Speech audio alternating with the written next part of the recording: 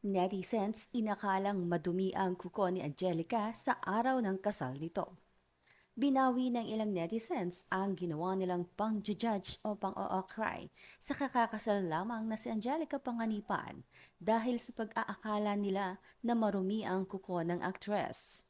Nitong Lunes ay ipinost ni Angge sa Instagram ang ilang kuha sa kasal nila ni Greg Homan, kung saan piniflex niya ang suot niyang wedding ring.